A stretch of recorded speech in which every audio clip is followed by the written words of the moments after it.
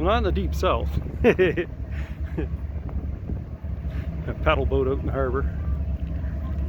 And of course the Halifax ferry going across. And of course Brigadoon.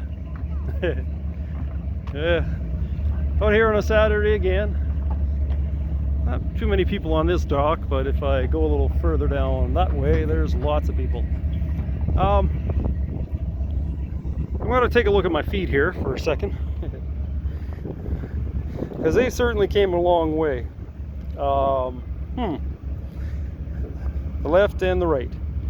To combined, I took 15 million steps over the terrain of Canada and caused the wheels of my bike to spin 7 million times each.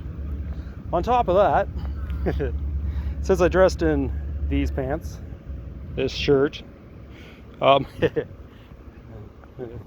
this smile, I've taken over 24 million steps in just over 24 months. Wow. Coming up on the 25th month, dressed in yellow. Yeah. I don't want to bore you any further with the statistics, however amazing they are. And I mean, that's not bragging, yeah, a little bit. That's really to say how important steps are. And I think what I'm going to try to do in all these video blogs that I come up with here, I'll give you a little bit of a quote, a little bit of a phrase, something that I've discovered on my journeys. All those millions of steps, millions of rotations. Jeez, my hips have been amazing too. But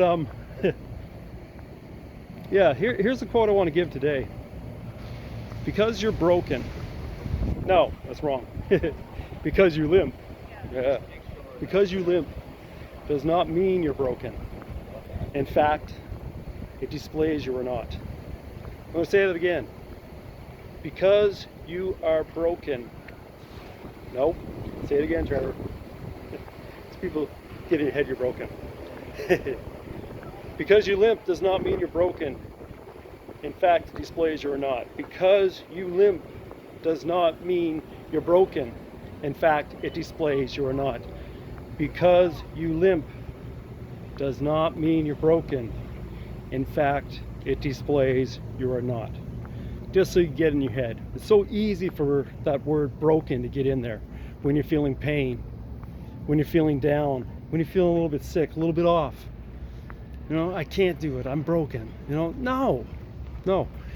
Coach said to me long after my accident, well, can't say long after, a couple of years, when I was actually trying to do gymnastics of all things. When, a couple of years previous, I didn't know if I was even going to walk again. I didn't know if I was going to have the leg. I went in there and I wanted to at least get more flexible, at least move that leg somewhat. I didn't expect to be doing flips. I didn't expect to be running up to a vault behind people that could go over a vault, do a handspring over the vault. Oh, sure. Easy. But the coach he coached me, and I went running up. And they did it, and they did it, and she did it, and he did it, and most of them did it. And I mumbled, I can't. And that coach went, and I heard him express, who's cursing in my gym? And he sounded pretty angry. I won't have it. And I looked left, looked right, up and down, at all the people that were there with me that achieved, and some of them that might not have achieved. And I said, well, who's cursed? I never said any curse word. I don't curse, you know. I certainly do now, like a sailor.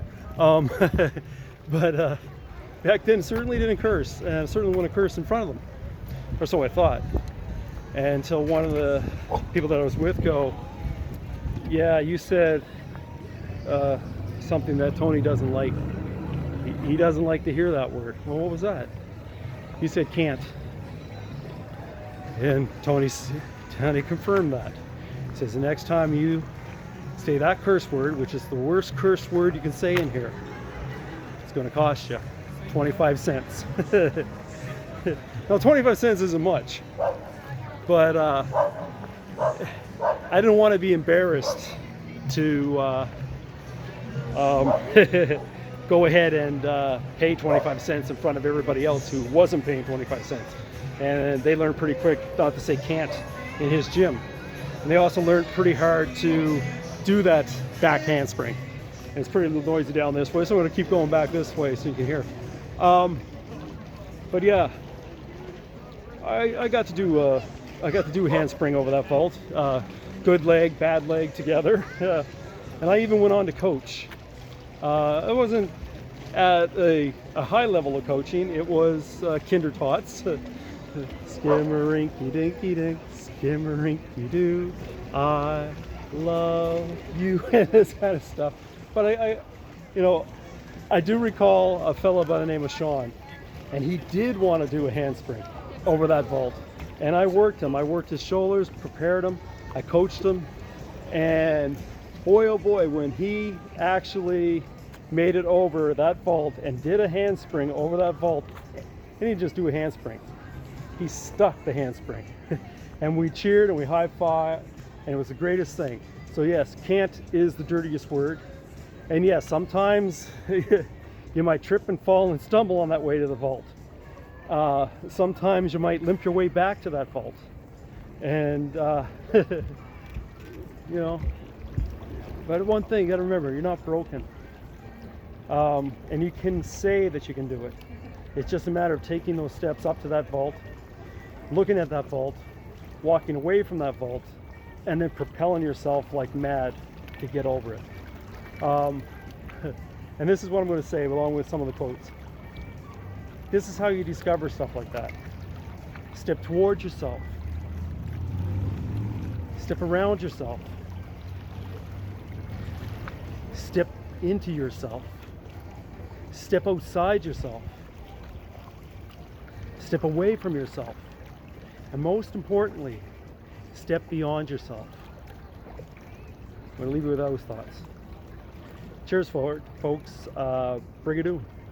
And I'll show you this beautiful evening. Look at that. Yeah. And I often thought about Tony, my coach, and I've often thought about Sean, my student.